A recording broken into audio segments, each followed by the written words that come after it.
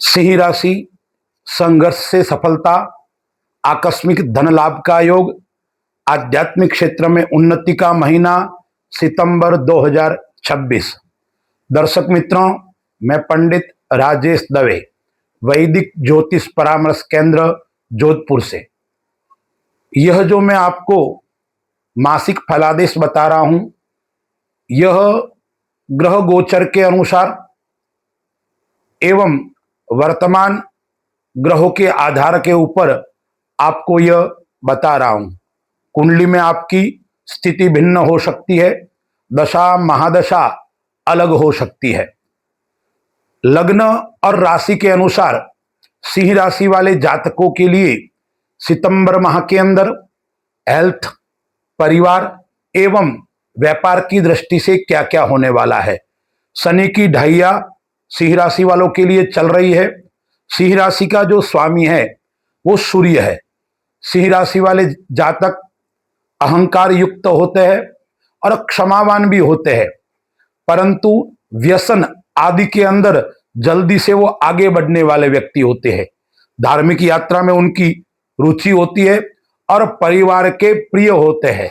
ऐसे जातकों के लिए सितंबर 2026 के अंदर क्या होगा, आइए हम पहले ग्रहों के ऊपर विचार करते हैं। तो हमारे सामने यह कुंडली है। उस कुंडली के अंदर लग्न के अंदर सूर्य, बुध और केतु भ्रमण कर रहा है। इसमें केतु पूरे माह वहीं पर रहेगा, लेकिन सूर्य और बुध राशि परिवर्तन करेंगे। सूर्य है वो 17 सितंबर को अपनी स्वराशि को छोड़कर धन स्थान के अंदर कन्या राशि में भ्रमण करेगा। बुध है वो सितंबर माह के अंदर 3 राशि में भ्रमण करेगा। 7 तारीख तक सिंह राशि में रहेगा, फिर 26 तारीख तक तुला राशि अपनी उच्च राशि में रहेगा, वहां बुधादित्य योग बन रहा है।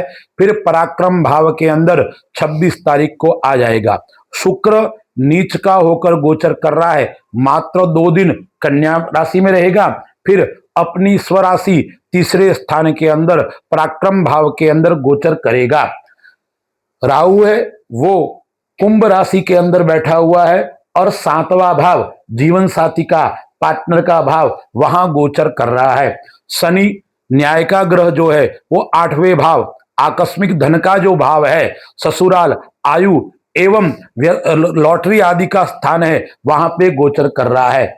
मंगल 11वें भाव के अंदर मिथुन राशि में गोचर कर रहा है, लेकिन मंगल है वो 18 तारीख को अपनी नीच राशि कर्क राशि के अंदर चला जाएगा और देवगुरु जो बृहस्पति है वो उच्च का होकर 12वें भाव के अंदर बैठा हुआ है। यह ग्रहों की स्थिति है। तो सिंह राशि वाले जातकों के लिए इस गुरु के उच्च काल के अंदर लग्न के अंदर केतु बैठा हुआ है, तो क्या क्या होने वाला है कुछ तारीखें मैं आपको बताता हूं। आप तारीखें नोट कीजिए। उन तारीखों में आपको सचेत और सावधान रहना पड़ेगा, अन्यथा आपके वाणी के कारण नुकसान हो सकता है। यानी आपको धैर्यता और संयम बरतना पड़ेगा, अन्यथा आपको नुकसान का सामना करना पड़ेगा और बना हुआ काम बिगड़ सकता है। वो तारीख कौन सी है सितंबर माह की, आप आजमा के देख लीजिए। यह तारीख नोट कर लीजिए। 7, 8, 9, 16, 17, 18, 26 एवं 27 सितंबर सिंह राशि वालों के लिए कष्टदायक रहने वाली है। व्यापार की दृष्टि से यह जो महीना है वो अच्छा है, श्रेष्ठ है, लेकिन आपको अपने साथ में काम करने वाले व्यक्ति के साथ में भ्रम उत्पन्न हो सकता है, यानी पार्टनर के साथ में वैचारिक मतभेद का योग बन रहा है। व्यापार के अंदर सकारात्मकता दिखेगी, व्यापार के अंदर नए व्यापार का योग बन रहा है और व्यापार के अंदर बदलाव, यानी आप जो काम कर रहे हो उससे अतिरिक्त एक नए काम का योग भी इस माह के अंदर आ रहा है। जरूर काम आपके पास में ज्यादा होंगे, आपके पास में अवसर अच्छे अच्छे प्राप्त होने वाले हैं, इसलिए कार्य का दबाव भी आपके ऊपर देखने को मिलेगा। लेकिन आपको एक बात का इसमें विशेष ध्यान रखना है, विश्वासघात इस माह के अंदर होने का योग आ रहा है। चाहे आप जिनके साथ में काम करते हो यानी आपका पार्टनर है, या आपके साथ में ऊपर के अधिकारी है या नीचे के अधिकारी है, उनके साथ में आप कोई भी कार्य करते वक्त सावधानी बरतने की आवश्यकता है। आप सरकारी नौकरी के अंदर कार्य करते हैं तो परिवर्तन का योग आ रहा है। स्थान परिवर्तन इस माह के अंदर हो सकता है, सितंबर 2026 के अंदर। नौकरी वाले जातकों के लिए एक बात का और ध्यान रखना है, आप कहीं हस्ताक्षर आदि करते हो, किसी की गवाही आदि देते हो, तो आपको विशेष ध्यान रखना पड़ेगा। शत्रुहंता योग भी इस माह के अंदर आपको बन रहा है, इसलिए शत्रु जरूर आपके परास्त होंगे, शत्रु आपके ऊपर हावी नहीं रहेंगे। व्यापार आपका अच्छा है, लेकिन लग्न के अंदर केतु बैठा हुआ है तो थोड़ा तनाव के अंदर आप रहेंगे, और तनाव के रहते हुए कार्य में थोड़ी देरी हो सकती है, यानी निर्णय लेने में थोड़ी देरी का सामना करना पड़ेगा। अब देखिए, जो आपके 10वें घर का जो मालिक है वो शुक्र पराक्रम स्थान के ऊपर बैठा हुआ है, तीसरे भाव के अंदर बैठा हुआ है, तो आप अपने मित्रों के साथ में, अपने भाई बहन के साथ में व्यापार करते हो तो उनसे आपको लाभ का योग आ रहा है। सूर्य 17 तारीख तक लग्न के अंदर है तो आप कॉन्फिडेंस आपका अच्छा रहेगा, आत्मविश्वास आपका अच्छा रहेगा, और आपके आसपास में सकारात्मक वातावरण देखने को मिलेगा। 17 तारीख के बाद में सूर्य आपका स्थान बदलेगा, धन स्थान के अंदर सूर्य आ जाएगा। उसके बाद में कभी कभी आपके ऊपर नकारात्मकता के विचार हावी हो सकते हैं, लेकिन केतु बैठा हुआ है तो आपकी सोच अच्छी रहेगी, आपका व्यवहार अच्छा रहेगा, इसलिए ज्यादा चिंता करने की आवश्यकता नहीं है। इस माह के अंदर आध्यात्मिक क्षेत्र से आपका जुड़ाव रहेगा, अच्छे व्यक्तियों से संपर्क रहेगा, धार्मिक क्षेत्र में आपकी रुचि रहेगी। यदि आप धार्मिक क्षेत्र के अंदर व्यापार आदि आदि करते हो तो आपको विशेष लाभ का योग आ रहा है, या आप कोई संघ लेके जाते हो, आप कोई बस आदि लेकर यात्रा लोगों को करवाते हो, ऐसे कार्य के अंदर आपको विशेष लाभ का योग आ रहा है। अब आपका गुरु 12वें घर के अंदर उच्च का बैठा है, तो 12वां घर है वो विदेश का है, व्यय का है, तो आपको विदेश आदि से विशेष लाभ का योग बन रहा है। यदि आप विदेश के अंदर कार्य करते हो, विदेश के अंदर आप नौकरी करते हो, या विदेश के अंदर जाने के लिए आप प्रयासरत हो, तो उसके अंदर आपको सफलता मिलेगी। आपका वीजा अटका हुआ था है तो आपका वीजा आपको मिल जाएगा, यानी विदेश संबंधी कार्य से आपको विशेष लाभ का योग करवा रहा है। गुरु उच्च का है तो यात्रा योग भी आपको अच्छा और श्रेष्ठ रहने वाला है, उसमें भी पूर्व और दक्षिण दिशा की जो यात्रा है उससे आपको विशेष लाभ की प्राप्ति होने वाली है।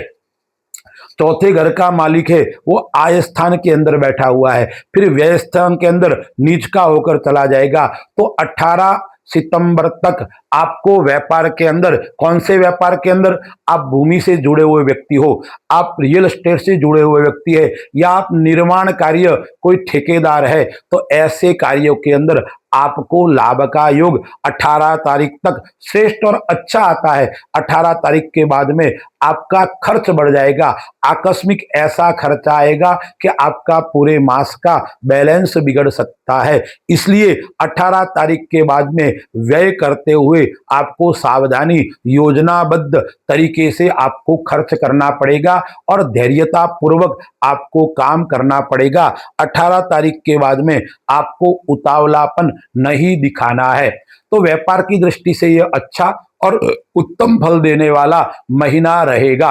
अब हम बात करते हैं परिवार की दृष्टि से और निवेश की दृष्टि से। तो इस माह के अंदर निवेश करते वक्त आपको सचेत रहने की आवश्यकता है। लंबे समय का निवेश करोगे तो आपके लिए लाभदायक रहेगा। शॉर्ट टर्म का निवेश यानी शेयर मार्केट, सट्टा बाजार, या आप क्रिप्टो करेंसी आदि क्षेत्र से जुड़े हुए हैं तो आपको सावधान रखना पड़ेगा। लालच नहीं करनी है, एक के चार के कमाने के चक्कर में आपके साथ में विश्वासघात भी हो सकता है, आपको लोग फंसा सकते हैं और आपके पैसे लेके लोग भाग जाएंगे। ऐसा योग इस माह के अंदर आ रहा है। अब परिवार की दृष्टि से तो सातवें घर के अंदर राहु बैठा हुआ है, सूर्य की, बुध की और केतु की वहां पर दृष्टि है, तो जीवन साथी के साथ में गलत फहमी के आप शिकार होंगे, भ्रम की स्थिति उत्पन्न होगी। और दूसरा है शनि आपके आठवें घर के अंदर बैठा हुआ है, तो ससुराल पक्ष से आपको दूरी बनानी पड़ेगी। आपके ससुराल की कोई बात आपके घर के अंदर कलह के रूप में उत्पन्न हो सकती है, इस बात का आपको विशेष ध्यान रखना पड़ेगा। यानी जीवन साथी के साथ में आपका अहंकार टकरा सकता है, कोई बात को लेकर बात बिगड़ सकती है, इसलिए थोड़ी धैर्यता पूर्वक, समझदारी पूर्वक जीवन साथी के साथ में आप वार्तालाप करोगे तो आपको कोई चिंता करने की आवश्यकता नहीं है। अब हम परिवार की दृष्टि से तो संतान सुख आपका अच्छा रहेगा, संतान से आपको लाभ का योग बन रहा है। संतान की नौकरी नहीं लग रही है तो नौकरी का योग आ रहा है, या संतान से विवाह आदि नहीं हो रहा है, सगाई आदि में रुकावटें आ रही है, तो वहां से भी आपको शुभ और अच्छे संकेत मिलने का योग आ रहा है। विद्यार्थियों की दृष्टि से देखते हैं तो जो साइंस के स्टूडेंट है या कॉमर्स के स्टूडेंट है उनके लिए यह समय उत्तम और श्रेष्ठ है। आर्ट्स आदि के स्टूडेंट है उनके लिए थोड़ा समय मध्यम रहने वाला है। आप आईटी क्षेत्र से, कंप्यूटर क्षेत्र से जुड़े हुए विद्यार्थी हो तो आपको विशेष सफलता का योग इस माह के अंदर आ रहा है। उच्च अध्ययन के लिए भी आपको जाना है बाहर तो जाने का योग आ रहा है, क्योंकि पंचमेश उच्च का होकर गोचर कर रहा है, तो आप विदेश में जाना चाहते हो तो भी आपके लिए अच्छा है, या अन्य अन्य स्थानों पे उच्च विद्या के लिए आप प्रयत्न कर रहे हो तो आपको विशेष सफलता का योग आ रहा है। अब आपको सावधानी क्या क्या रखनी है उस बात पे हम विचार करते हैं, क्योंकि सिंह राशि, लियो राशि वाले जातकों को शनि की ढैया चल रही है, इसलिए आपको इस माह के अंदर विशेष करके आपके साथ में विश्वासघात का योग बन रहा है, इसलिए न किसी को पैसे उधार देने हैं और न किसी से पैसे उधार लेने हैं, उस बात का विशेष ध्यान रखना है। जरूर इस माह के अंदर लोन लेने का योग आ रहा है, लेकिन वो भी कहां से लेना है? सरकारी क्षेत्र से, बैंक से ही आपको लोन लेना है। सामान्य व्यक्ति से आपको पैसे उधार इस माह के अंदर नहीं लेने हैं। दूसरी बात आपको क्या ध्यान रखनी है, एक आपको वाहन आदि चलाते वक्त आपको सावधानी रखनी पड़ेगी। अब केतु आपको संघर्ष करवा रहा है, लग्न के अंदर आपके केतु बैठा हुआ है, तो वो केतु आपको क्या क्या करेगा? एक तो संघर्ष तो करवाएगा, लेकिन आकस्मिक लाभ की प्राप्ति करवाएगा, इसलिए आपकी योजना आपको किसी को नहीं बतानी है।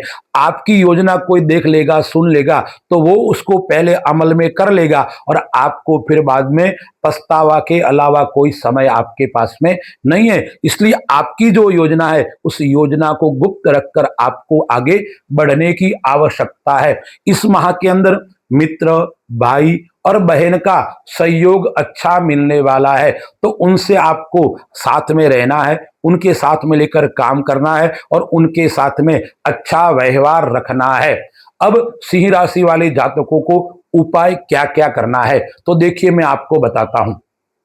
इस माह के अंदर भगवान गणपति महाराज की जन्म जयंती आ रही है और ऋषि पंचमी भी आ रही है। गुरु आपका 12वें घर के अंदर बैठा हुआ है और शनि 8वें घर के अंदर बैठा हुआ है, तो आपको उपाय के रूप में भगवान गणपति महाराज की उपासना करनी है। गणेश चतुर्थी से अनंत चतुर्दशी तक यह जो समय आ रहा है उस समय के अंदर आप प्रतिदिन प्रातःकाल सूर्योदय से पूर्व उठकर भगवान गणेश जी का मंदिर हो या घर के अंदर भी गणपति की मूर्ति है तो उस मूर्ति को स्नान आदि करवा के 108 नाम से आपको क्या करना है? भगवान का अर्चन करना है। यानी दुर्वा ले लीजिए या लाडू ले लीजिए या आप गुड़ लीजिए, 108 नाम बोलना और एक नाम के बाद में भगवान को दुर्वा, लाडू आदि अर्पण करना, इस प्रकार का अर्चन करना है। उसके अलावा एक उपाय और आपको बताता हूं, आरोग्यता के लिए भी आपको, क्योंकि इस माह के अंदर स्वास्थ्य बीच बीच में आपका गड़बड़ रहेगा, पेट संबंधी समस्या है, घुटनों की समस्या है और कमर दर्द की समस्या है, एक यह रहेगी। और दूसरा, नेत्र और गले की समस्या, आंख की समस्या आपको परेशान कर सकती है। इसलिए प्रातःकाल सूर्योदय से पूर्व उठकर आपको भगवान सूर्य नारायण को अर्घ्य प्रदान करना है और आदित्य हृदय स्तोत्र का पाठ करना है। यह करोगे तो आपके लिए उत्तम और श्रेष्ठ रहेगा। अस्तु। जय श्री राम।